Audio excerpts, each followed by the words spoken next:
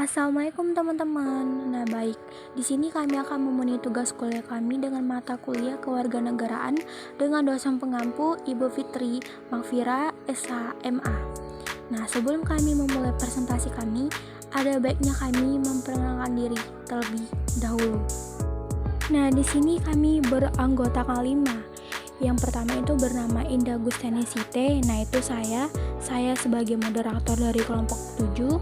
Yang kedua itu ada Safira Marlinda dengan NIM 230210016. Yang ketiga ada Rini Saputri dengan NIM 230210032.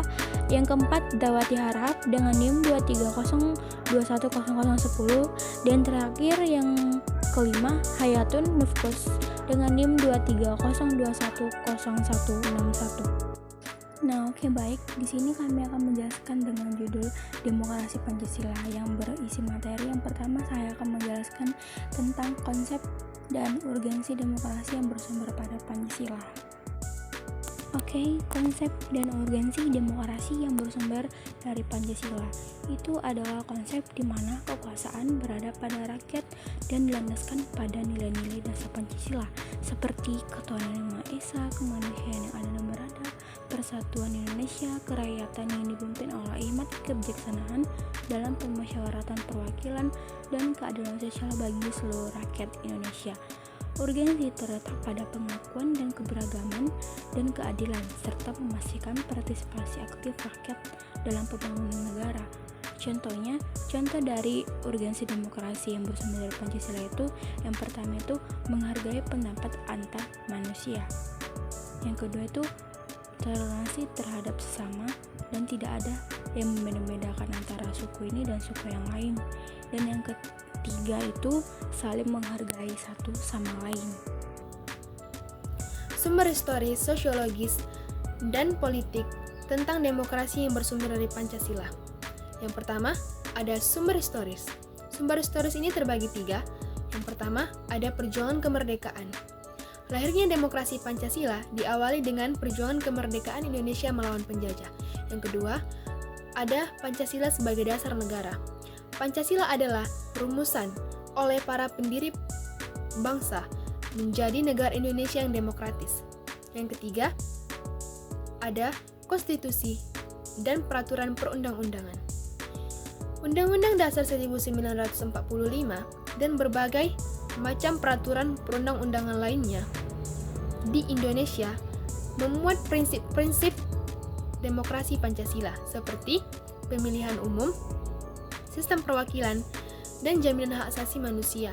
Yang kedua, ada sumber sosiologis. Sumber sosiologis ini juga terbagi 3.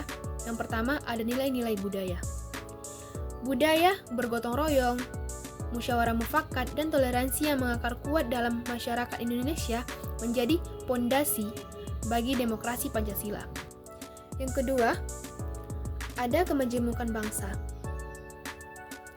Indonesia dengan beragam suku, agama, dan budaya membutuhkan demokrasi yang mampu mempersatukan dan mengakomodasi kepentingan semua golongan.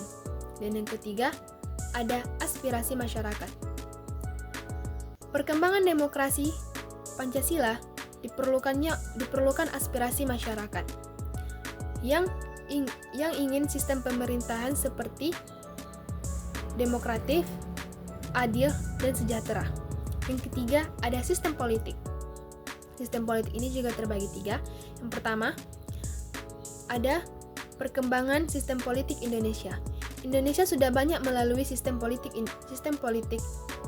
seperti demokrasi parlementer dan demokrasi terpemimpin.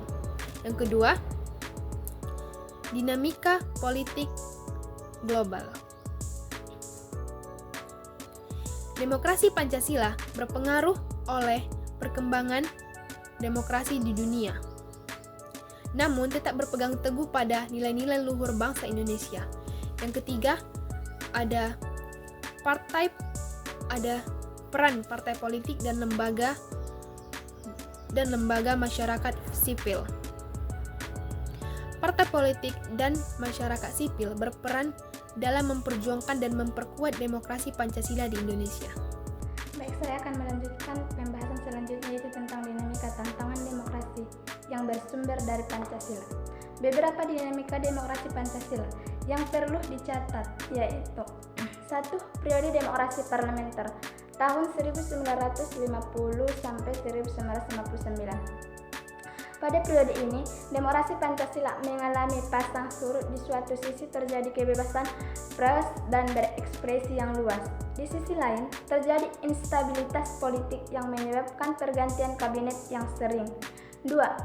Periode demokrasi terpimpin tahun 1959 sampai 1966. Pada periode ini demokrasi Pancasila mengalami penyempitan ruang publik, kebebasan pers dan berekspresi dibatasi, kekuasaan terpusat Presiden Soekarno. 3. Periode Orde Baru tahun 1966 sampai 1998. Pada periode ini demokrasi Pancasila mengalami kemunduran, terjadi sentralisasi kekuasaan pada Presiden Soeharto. Demokrasi hanya dijadikan sebagai alat untuk melegitimasi kekuasaan Orde Baru. 4. Periode Reformasi tahun 1998. Sekarang, pada periode ini, demokrasi Pancasila mengalami kemajuan pesat, terjadi liberalisme politik dan ekonomi, kebebasan pers dan berekspresi dijamin, masyarakat sipil semakin berkembang. Tantangan demokrasi Pancasila. Tantangan demokrasi Pancasila yaitu 1. Kekuatan politik yang anti demokrasi. Masih ada kekuatan politik yang ingin kembali ke masa otoritarian. 2. Lemahnya penegakan hukum. Lemahnya penegakan hukum dapat menyebabkan pelanggaran hak asasi manusia dan keadilan hukum. 3. Korupsi. Korupsi dapat menggerogoti kepercayaan masyarakat terhadap demokrasi. 4. Kesenjangan sosial. Dalam kesenjangan sosial yang tinggi dapat menyebabkan konflik sosial dan menghambat pembangunan demokrasi. 5. Paham radikalisme. Paham radikalisme dapat mengancam stabilitas negara dan demokrasi. Baik, materi selanjutnya akan dibahas oleh teman saya. Baik, saya akan menjelaskan materi terkait esensi dan urgensi demokrasi Pancasila. Yang mana esensi demokrasi Pancasila adalah kedaulatan rakyat yang berlandaskan pada nilai-nilai Pancasila. Artinya, rakyat memiliki kekuasaan tertinggi dalam negara dan kedaulatan tersebut dilaksanakan dengan cara musyawarah dan mufakat. Nah, ada beberapa esensi dari demokrasi Pancasila. Yang pertama, ketuhanan yang Maha Esa, yakni demokrasi Pancasila mengakui dan menghormati hak asasi manusia, termasuk hak untuk beragama dan beribadah. Yang kedua, kedaulatan rakyat, yaitu kekuasaan tertinggi berada di tangan rakyat dan rakyat memiliki hak untuk memilih pemimpinnya melalui pemilu yang demokratis. Yang ketiga, persatuan Indonesia adalah demokrasi Pancasila menjunjung tinggi nilai-nilai persatuan dan kesatuan bangsa serta menghargai keberagaman budaya dan agama di Indonesia. Yang keempat, musyawarah mufakat, yakni pengambilan keputusan dilakukan melalui musyawarah untuk mencapai mufakat dengan menghormati pendapat dan kepentingan semua pihak. Dan yang kelima, keadilan sosial, yakni pemerintahan bertanggung jawab untuk menciptakan keadilan sosial bagi seluruh rakyat Indonesia sehingga semua orang memiliki kesempatan yang sama untuk mencapai kesejahteraan. Nah, ada beberapa alasan mengapa demokrasi Pancasila itu penting. Yang pertama, menjaga persatuan dan kesatuan bangsa.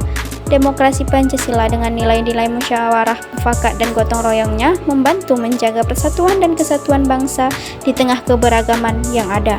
Yang kedua, mewujudkan keadilan sosial, yaitu demokrasi Pancasila bertujuan untuk mencapai keadilan sosial bagi seluruh rakyat Indonesia, sehingga semua orang memiliki kesempatan yang sama untuk mencapai kesejahteraan.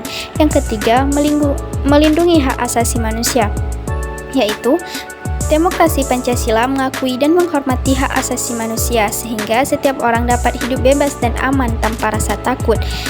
Dan yang keempat, mengembangkan masyarakat, yakni demokrasi Pancasila mendorong partisipasi masyarakat dalam proses demokrasi sehingga masyarakat dapat berperan aktif dalam membantu bangsa dan negara.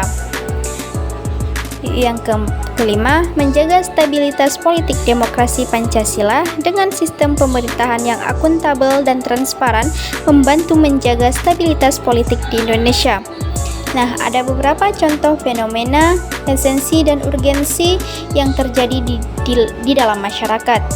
Yang pertama, musyawarah mufakat dalam tradisi lokal yakni gotong royong dan musyawarah desa. Yang kedua, partisipasi politik masyarakat yaitu pemilu dan Baik, saya akan membacakan kesimpulan tentang demokrasi Pancasila. Demokrasi Pancasila adalah sistem pemerintahan yang penting untuk dijalankan di Indonesia karena sesuai dengan nilai-nilai bangsa dan diyakini dapat mewujudkan cita-cita kemerdekaan. Meskipun menghadapi beberapa tantangan, demokrasi Pancasila tetap menjadi sistem yang ideal bagi Indonesia untuk mencapai masyarakat yang adil, makmur, dan sejahtera.